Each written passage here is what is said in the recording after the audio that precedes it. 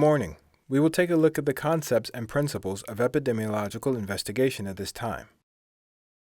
My name is Jun Byung-yul from the Graduate School of Medicine, CHA University.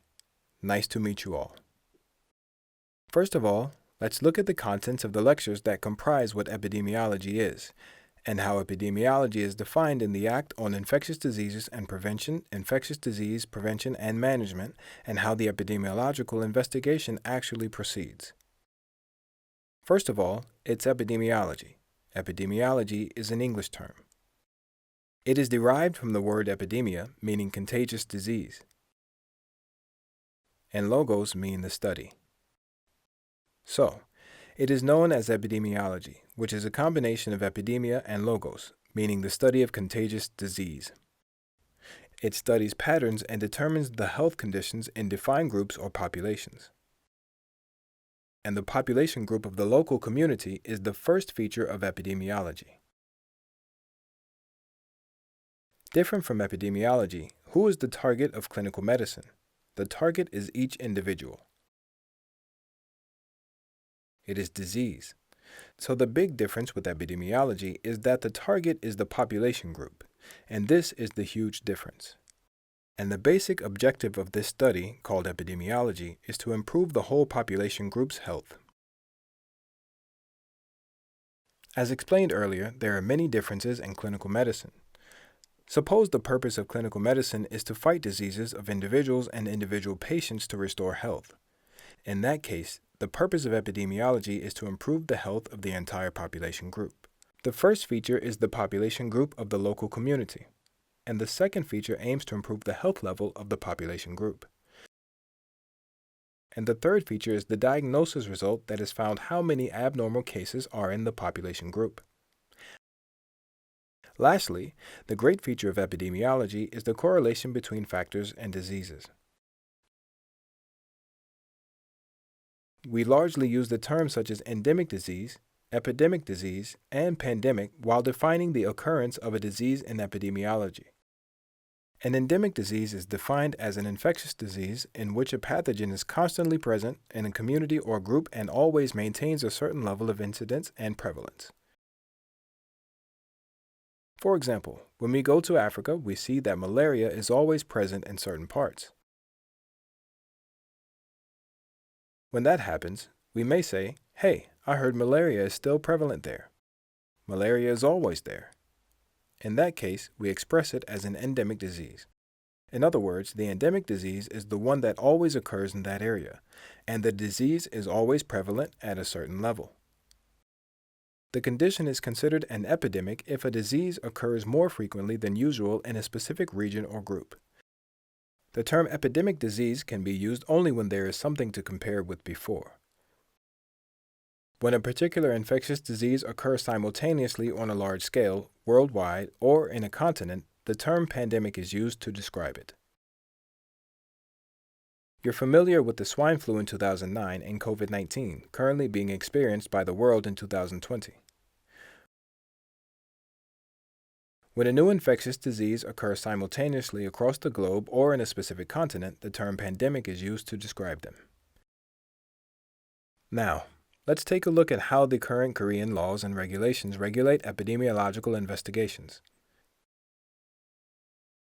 In Korea, such laws related to epidemiology are laws regarding the prevention and management of infectious diseases. The Infectious Disease Control and Prevention Act is governed by Article 18 of the Epidemiological Investigation Act. Epidemiological investigations are carried out in case of an infectious disease outbreak and a possible pandemic concern. An epidemiological investigation team is established to conduct such an epidemiological investigation. Second, Article 18-2 of the Act is related to the request for an epidemiological investigation. The epidemiological investigation will require medical personnel or a medical institution to conduct an epidemiological investigation. Medical personnel is defined as a person who falls under the category of these occupations: doctors, dentists, oriental medical doctors, and nurses. So if the medical personnel thinks that there's something about the occurrence of infectious disease, they can request an epidemiological investigation according to this law. In addition, epidemiological investigations can also be requested by medical institutions. Medical institutions include various medical facilities such as clinics, hospitals, general hospitals, advanced general hospitals, and nursing hospitals. People who work in the facility can ask for an epidemiological survey, so it would be nice to understand that. The following are the training regulations for epidemiological investigation personnel. These are stated in Article 18-3 of the Act. It governed that people who specialize in epidemiological investigations should be trained. Education and training on epidemiological investigations are conducted regularly in accordance with the law. It would be nice to see that the central and local governments are the ones that conduct this education and training related to the epidemiological investigation. The regulation is also established in Article 18-4. In other words, the heads of relevant central administrative agencies and other institutions and organizations prescribed by presidential decree are required to submit necessary data and provide for necessary support such as dispatching personnel. It means that the epidemiological investigation team participating in the epidemiological investigation consists of the heads of relevant central administrative agencies. For example, the Minister of Health and Welfare or the Minister of Public Administration and Security, and so on.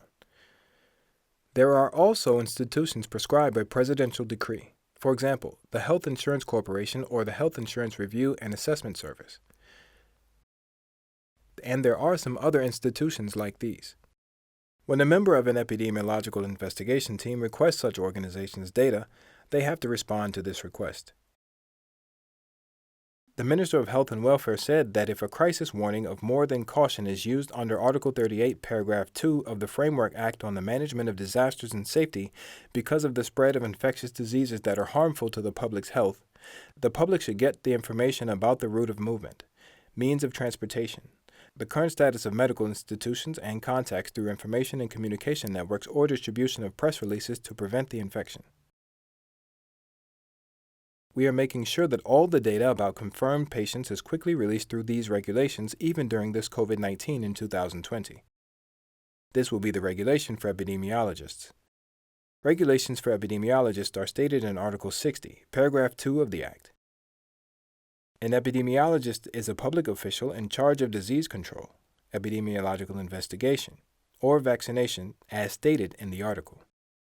For example, they are public officials in charge of these tasks of the Korean Disease Control and Prevention Agency. The second medical person, for example, a doctor or nurse, may become an epidemiological investigator under Article 2, Paragraph 1 of the Medical Service Act. Other experts in infectious diseases and epidemiology, such as pharmacists defined in Article 2, Clause 2 of the Pharmaceutical Affairs Act and veterinarians as described in Article 2, Clause 2 of the Veterinarians Act, may also become the epidemiological investigators. And here's the Article 60-3 of the Temporary Engagement Order for Epidemiological Investigators. Also, under Article 2 of the Police Act, health and welfare ministers, city, provincial governors, mayor, county governors, and ward chiefs are required to request information on the location of suspected infectious diseases, such as infectious disease patients from the National Police Agency, local police, and police stations. Notwithstanding the provisions of Article 15 and Article 3 of the Protection of Communication Secrets Act and Act on Protection, Use, etc. of location information and the various laws state that such a request should not be made without justifiable grounds.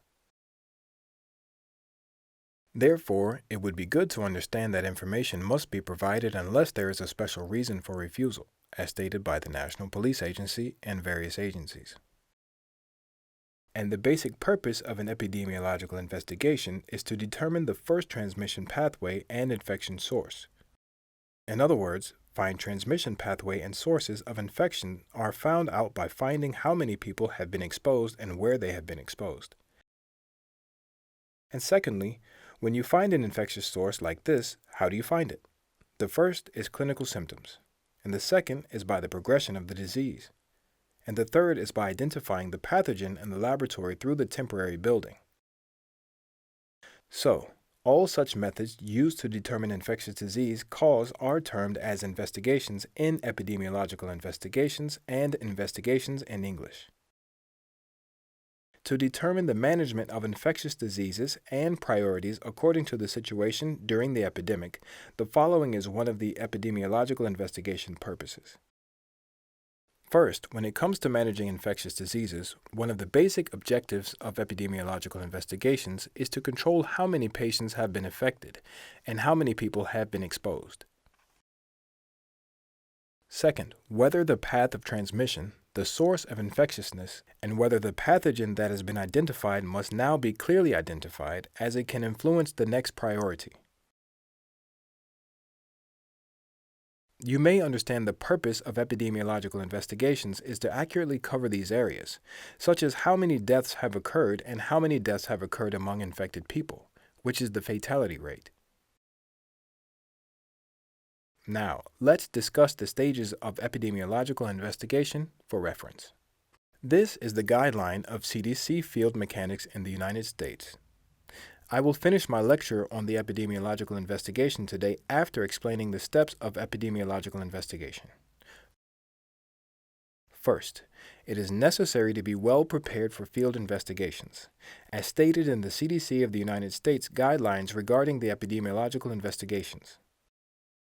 And secondly, we need to have all the diagnostic methods to make sure we can properly confirm the diagnosis for these infectious diseases or for prevalent diseases. And thirdly, we have to go through the process of checking whether the disease that's actually being investigated during the epidemiological investigation is prevalent and whether it's true. And fourth, the actual case of the prevalent disease was confirmed. After conducting these steps, the epidemiological investigation is now accurately carried out. I hope this lecture will help you to have a basic understanding of epidemiology. I will wrap up my lecture now. Thank you.